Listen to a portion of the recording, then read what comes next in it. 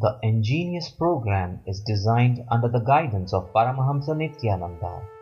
The Ingenious program is a vaccination for higher intelligence, creating the space of possibilities. The physiological and psychological chemistry of the child changes, setting them up for peak performance in health, academics, communication, and leadership skills. The initiation received from the incarnation rewires their brain, enabling them to the peak of possibilities. You will see amazing differences in your child after they attend the Ingenious program. You will be pleasantly surprised and ask, is this the same child? In just 21 days, your child is a new being expressing the highest possibilities and intelligence, dropping all violence and anger. The enormous potential inside them begins to manifest externally in all activities they do, and that is when parents start seeing the hidden talents of their children expressing as intelligence in its various forms. You will see the difference in health in case of sick children and also be surprised with the results of special needs children, creating a new avenue for them towards an improved lifestyle. The Ingenious program is a leadership program that is a must for every child to move into the new civilization. For the first time, introducing you as a new possibility of tomorrow.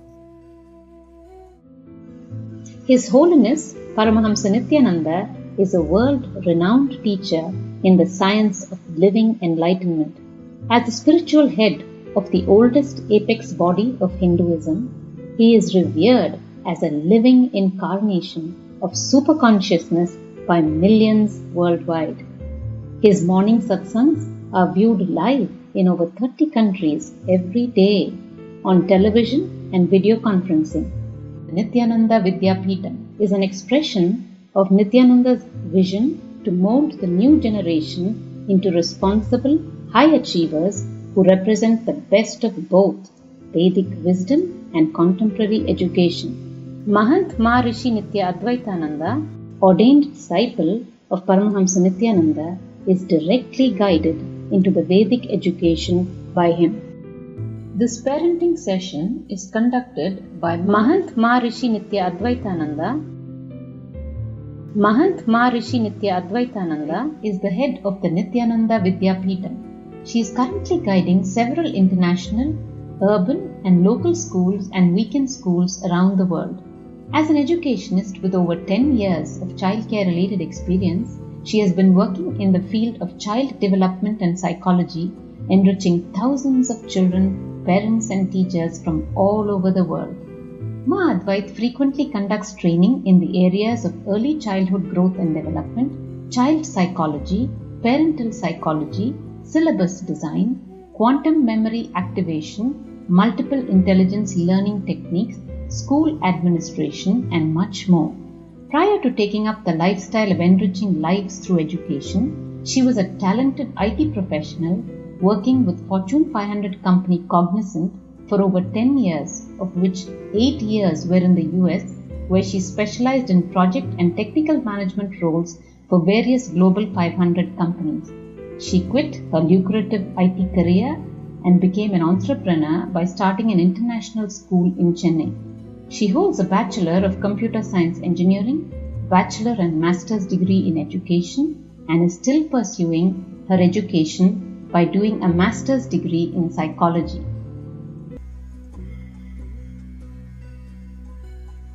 See, the education system is not only spoiled by the Britishers and all that. We started believing the tangible, that the results from maths, physics, chemistry and the science and all that, we wanted to see some results, and we started thinking that is how they learn. So we started seeing results and answer paper and all. Now we have become very clear that no, that is education.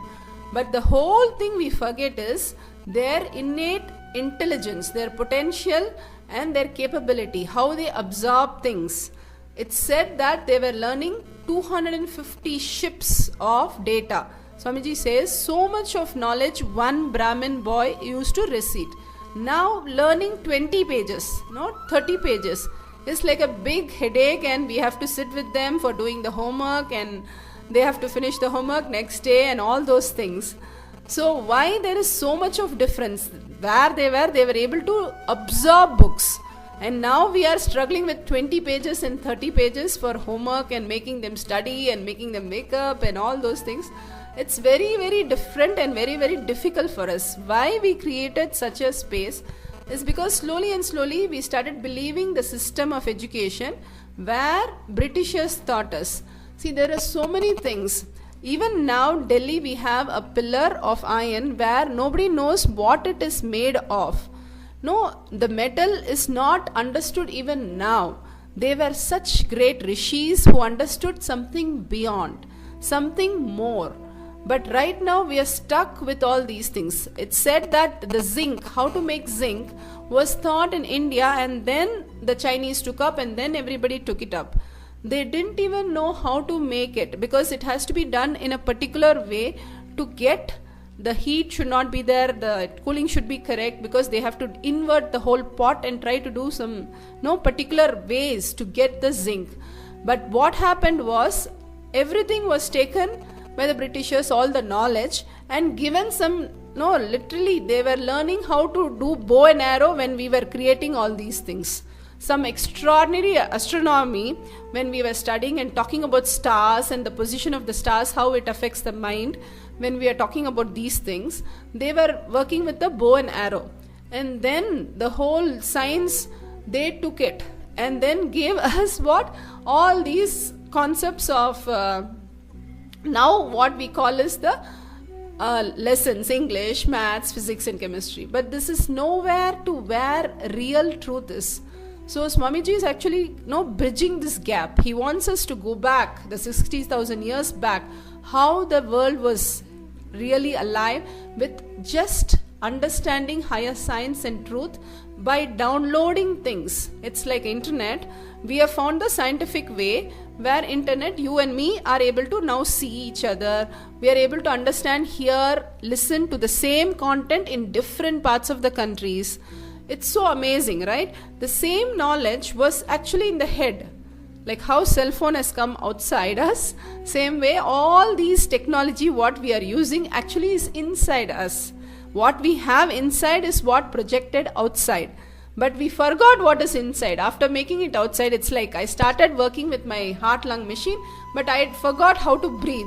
And the machine has to do the work. It becomes so unrealistic, but we got used to the whole thing again and again, and we thought this is our lifestyle.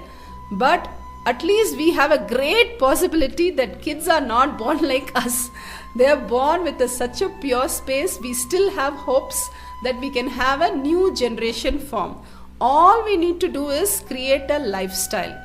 And how do we do that lifestyle for the children is what we want to discuss. First, we have to understand why we are like this is because the knowledge our forefather gave was only these things.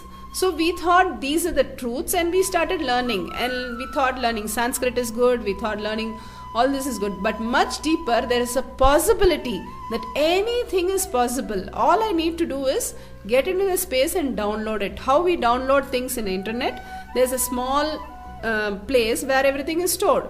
I can upload my YouTube, you can upload your YouTube, and anybody can download from anywhere. So once you learn, it's like I have already learned it.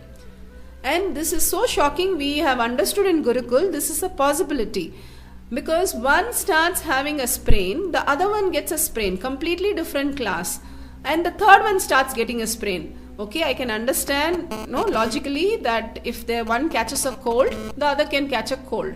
But how do they catch a sprain? How do they understand these things? So immediately we ask them, sit and declare and complete. We can't handle sprains and all like that. So anything they are able to grasp. Same way, when it's Sanskrit, one learns it, the other gets it. Whether it is yoga, one learns it, other gets it. For kids, it's very easy. You would have worked with kids and you already know. The kids just absorb the body language, the mind language, everything. They just absorb where they exist. They don't question, should I learn this? Should I do this? There's nothing like that. Only we have to make one to learn that. And then everybody starts. It was the one person who just cracked the Sanskrit. Then everybody cracked the Sanskrit. They knew the trick. and then they just believe. Seeing is believing for them, hearing is believing for them. They don't question the hearing like us. See, we also see, but we question it. How can I learn at this age? Sit and learn Sanskrit. No, they don't have a question. So it's not like they work like 4 months, have a training book, and then learn. It's like that day, that very minute, when they just get the interest. They need to just get the interest, they start learning. So the lifestyle, first thing that we want to talk about is the leadership that they hold. They are born in the space to achieve something great. Like we want to say, they have to become a doctor, an engineer and all that. Instead of that, they have a space where they can be something really beyond. The space that we hold is not very clear, and the one main thing, one of the parent was asking in the previous workshop, how does a parent space hold is going to create the space for the child? Don't they have their own space to start? It's like a parent space is like more like a runaway. No, we have to build the runaway for the plane that they are building to take off. Unless the runaway is clear, the takeoff cannot happen. It will have a struggle. The main thing is the building the aeroplane and taking off. But the foundation, the runaway also needs to be done. So it's a very important as a parent where you hold. If you're like worried about their studying or their classes, how many classes they do, this class they do wonderfully, that class they do wonderfully, you're only talking about the edges of the runaway. You're not talking about the main runaway. You have to trust in a sense of their possibility. They can be anything and not question them.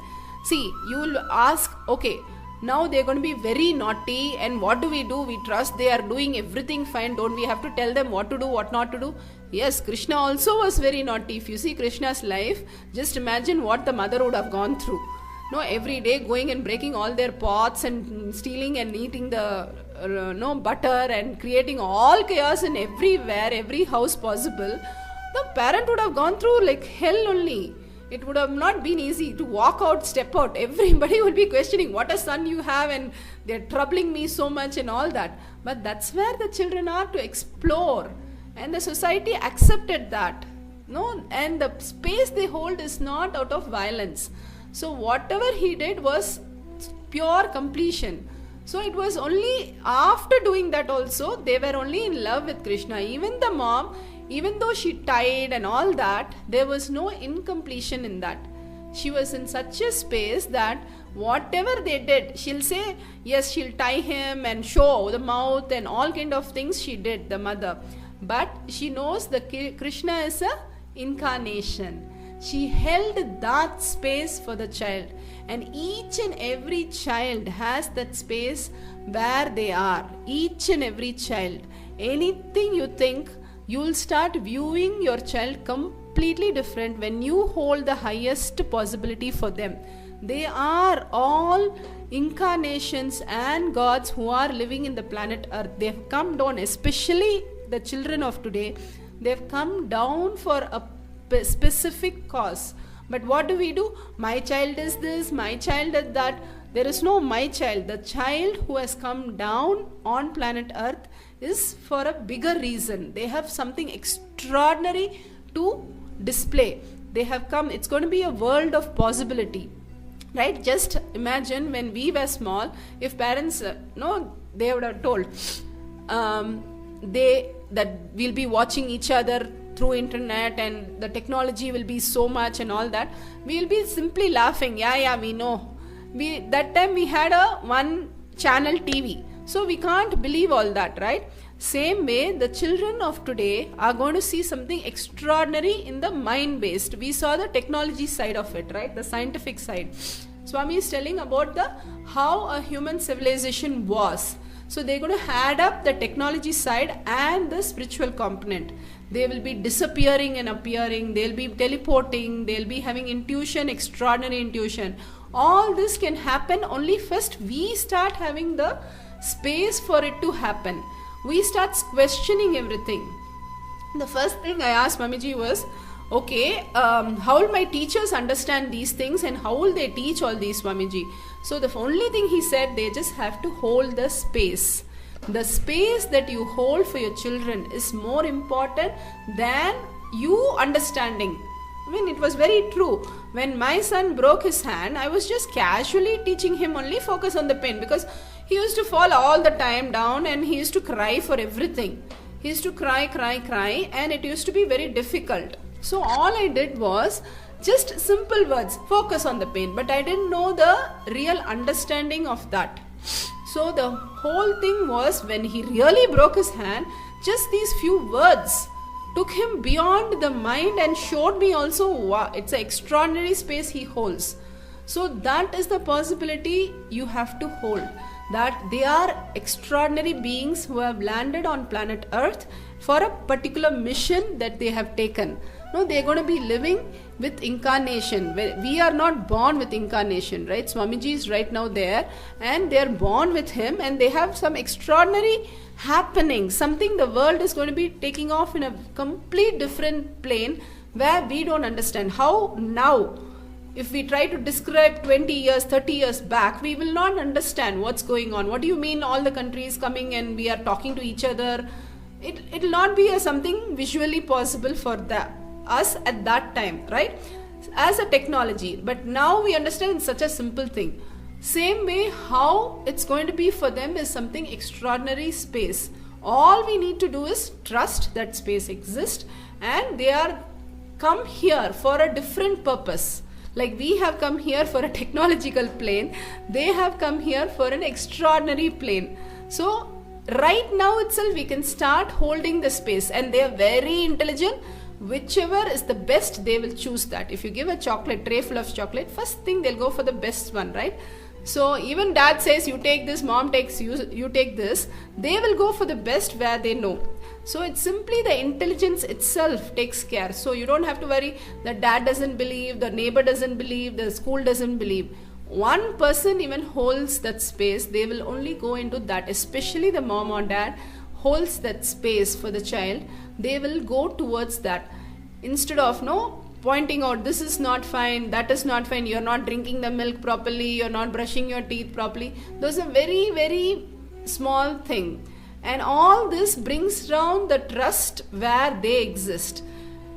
I'm not saying don't tell them not to do all this or tell them to do these things, but more in a context where we understand they are incarnation who have landed here, and from that space, how would you relate to them?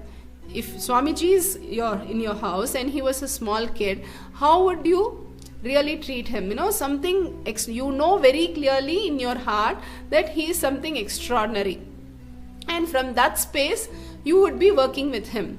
Same way, when you start working with your children from that space, you will be creating that for them. You will be creating. One of the example I saw is Keshav itself. He was very clear he is God. Again and again he was very clear he is going to fly. And I'm very sure one day he will fly like Hanuman. He got blessing from Swamiji with Hanuman and all that. He's so connected to Hanuman. All we need to do is hold that space for the flight to take off one day. But anything else, mistrust in any other way, will bring this also down. See, anything which we don't have, the parents have to have complete trust in the children that they are extraordinary. Only if we understand they are extraordinary, work from that plane, only that will show up for us and for the children. It's very important what runaway we are creating. We are going to give a road where even the cars can't go. How will the flight take off? It will be only bumping and it will stay back. Even though it has the potential, it will not take off. It's very, very important the side of the parents, what they hold for the children. And Swami says he himself completed after his enlightenment with his mom. It's so powerful how it is and what the space the mother is holding for him. So it's an unbroken umbilical cord till they get enlightenment. They are going to use this runaway. So the runaway has to be maintained by us only. The parents' responsibility is very, very high.